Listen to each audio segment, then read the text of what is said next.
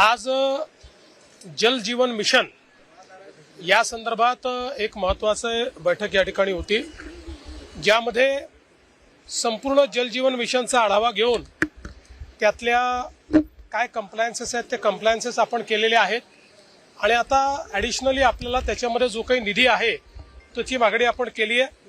आपल्याला केंद्र सरकारने आश्वस्त केलं आहे की यावर्षी 75% जास्त ज्या स्कीम्स आपल्या पूर्ण झाल्या आहेत त्याच्याकरता आपल्याला पैसा मिळणार आहे। 50 ते 75 वाल्यांकरताही पैसा मिळणार आहे। जवळपास 6800 कोटी रुपये हे आता केंद्र सरकार या योजना पूर्ण करण्याकरता आपल्याला देत आहे। त्यामुळे मोठ्या प्रमाणात आपल्या योजना कंप्लीट होतील।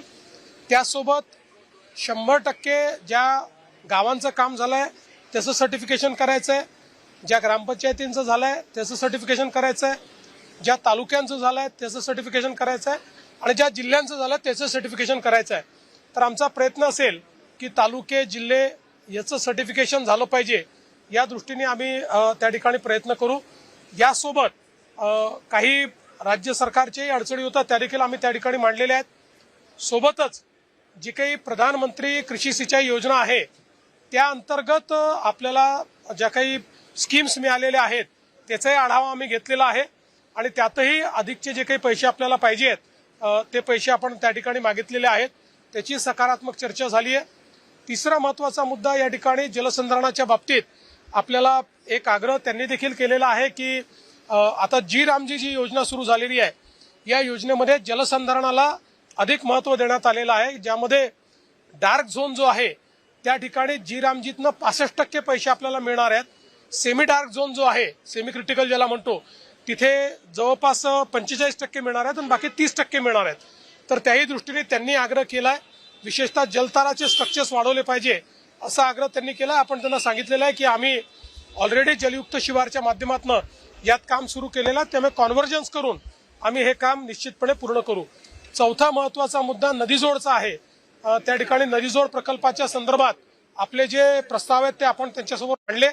त्यांनी सांगितलं की CWCचा क्लिअरन्स करून हे प्रस्ताव आमच्याकडे आल्यानंतर आम्ही सकारात्मक याच्यावर विचार करू। माननीय मंत्री महोदयांनी सांगितलं की माननीय प्रधानमंत्री मोदयांनी हे मॅन्डेट दिलंय की इंटरस्टेट रिव्हर लिंकिंगमध्ये राज्यांमध्ये सहमती होत नाही, त्याला वेळ लागतो, त्यामुळे राज्याच्या अंतर्गत जे नदीजोड प्रकल्प आहेत त्याला प्राधान्य दिलं गेलं पाहिजे।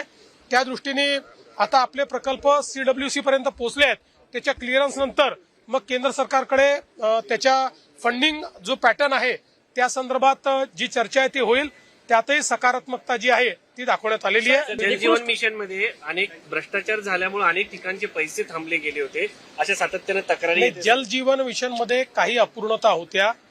राज्य सरकार केंद्र सरकारने एकत्रित बसून एकेका स्कीमचा आढावा घेतला।